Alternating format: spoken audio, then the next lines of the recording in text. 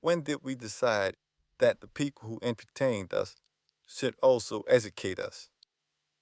That the people who play games should shape our values? And that fame became more important than wisdom? Somewhere along the way, we stopped celebrating the people who built civilizations, advanced knowledge, raised strong families, and challenged us to think. Instead, we began idolizing celebrities.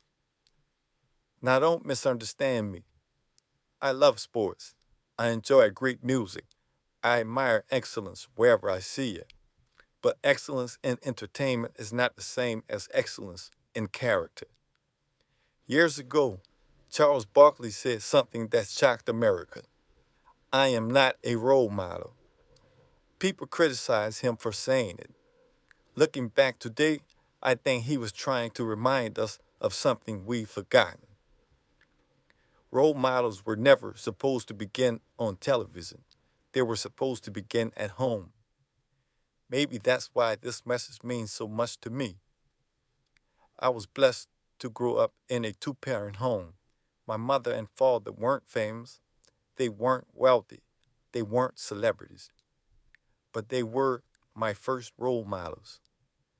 They taught me that your word matters, that hard work matters, that respecting people matters, and that character is something you build every single day. I realize everyone's story is different, and not everyone grows up with the same opportunities, but every child deserves adults that lead by example, because that's where character is first formed.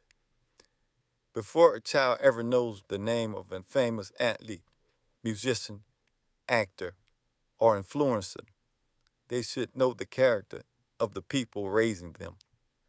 Parents are a child's first teacher, first leader, first role models. The Bible says in Proverbs 22:6, train up a child in the way he should go, and when he is old, he will not depart from it. That responsibility wasn't first given to Hollywood. It wasn't first given to professional sports. It wasn't first given to social media.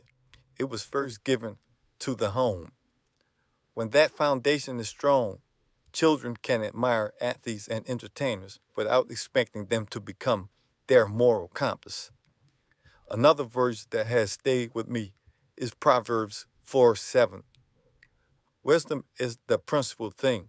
Therefore, get wisdom, and with all thy getting, get understanding.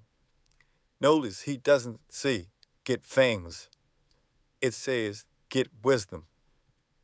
Over the past year, one of the people I've learned from the most is Thomas Sowell.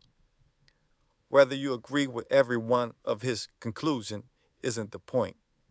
He encourages people to think deeply, question assumptions, and pursue understanding. That's becoming rare. Marcus Aurelius once wrote, waste no more time arguing what a good man should be one. Imagine if our children admire wisdom as much as they admire fame.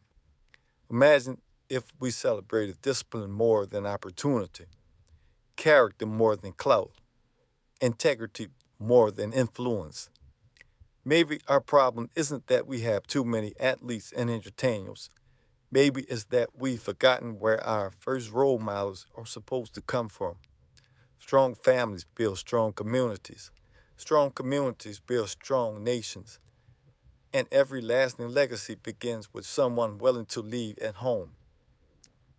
I'm not asking you to stop enjoying sports or music. I'm simply asking who should be shaping the hearts and minds of the next generation. I'd love to hear your thoughts. As always, 1 mile at a time.